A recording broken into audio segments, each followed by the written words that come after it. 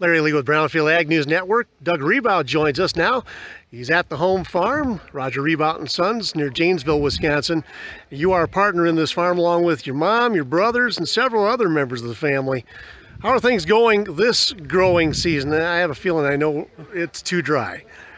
Well, yeah, I guess that's one way of putting it. Yeah, things are pretty dry out here. Today's June 17th, and we have not had rain here since before Memorial Day.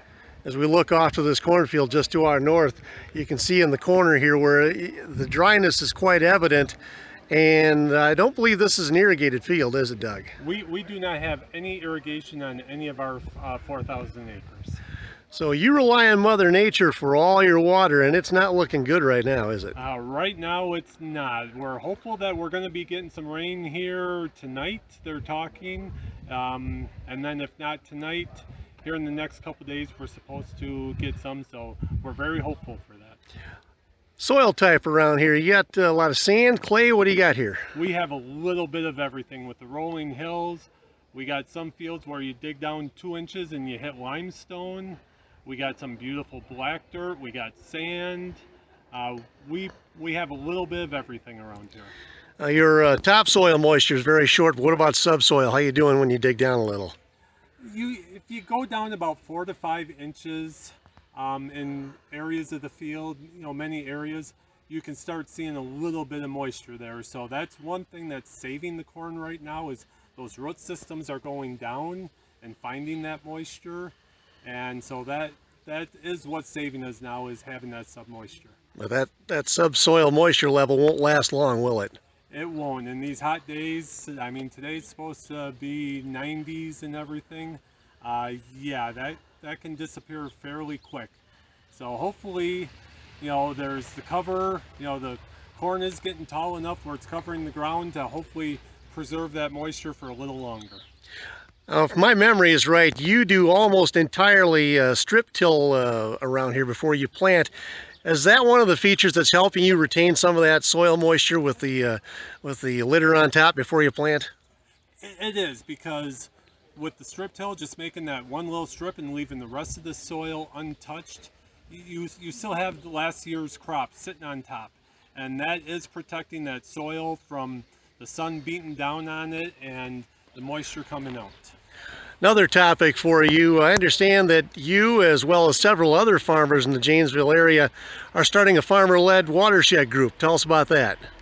Yeah, we started last year. We're called Farmers on the Rock, and we're in our very beginning stages, and we're hoping to get a bunch of the local farmers. It's for all farmers in Rock County. We never turn anyone away, and we're hoping to just get that collaboration of all the farmers coming together and just telling us stories of what they do on their farms, because I can sit and tell people what we do here on our farm, and it doesn't necessarily mean that that's going to work just as well on their farm. They may be able to take portions of what we do and make it work on their farm, but every farm is different.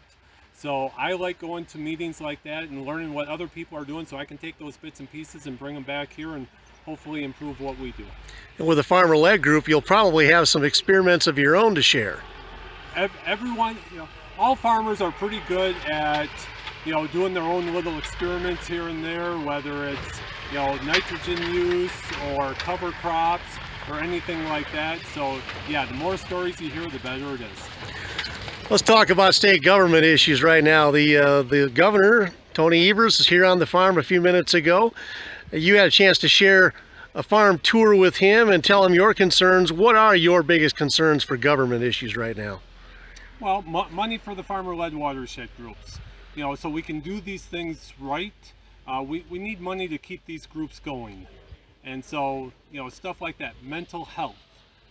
With the way things are going on farms, and, we've had low prices for a long time. Prices are good right now, but now we're hitting the drought. We're going, okay, prices are good, but we may not have the crop to sell at those good prices. That can take a toll on the farmers and their mental health. And so having that money there for the farmer to, when they reach out and say, I need help, we want to make sure that that help is there for them. And then there's the meat processing. They have grants for the meat processing, And because when the pandemic hit last year, everyone was afraid of, the meat shortages in grocery stores, so they reached out to the local farmers, which is great. Farmers, the local farmers love selling, to the local people. But if you can't get that meat in and get it processed, what good is it having that meat and, having people come to you? And some processors, I understand, are booked out to 2023. I've got some booked out in 2023 at different places for some of our meat, because as soon as I saw what was happening, I reached out to the processors I work with and made sure that I had stuff scheduled out. Not enough, because I'm getting all the time I'm getting phone calls from people that have never bought from me before but want something. So I wish I could get more in. You might be a perfect example of another issue that the state is dealing with, and that is broadband connectivity, or lack thereof.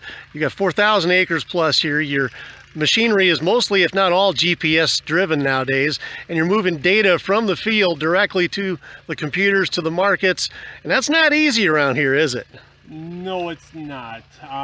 We're only 3 miles outside of the city of Janesville, and you would think that that's close enough to get good broadband out here, but it's not. If it rains, our internet is shut down with the fiber lines through the ground and everything.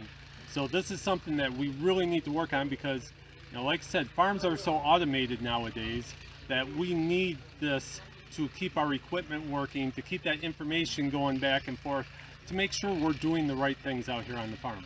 And you need that to stay competitive. You do, and farming is a business just like anything else. Our neighbors, they are our friends, but they are also our competitors, and so if they're doing better than we are, they're able to go out and maybe acquire that extra land that we were looking at and stuff like that. So it is very important. You get the last word. Anything you want to add today, Doug? Just that I really appreciate the opportunity for the governor to come here today, and Secretary Designee Randy Romanski, and just being able to sit down and have those conversations. That means a lot to myself, my family, and the farmers in the area. Family farmer, former Wisconsin Corn Growers president, and now DAC Cap board member Doug Rebout. Thanks for joining us today on Brownfield.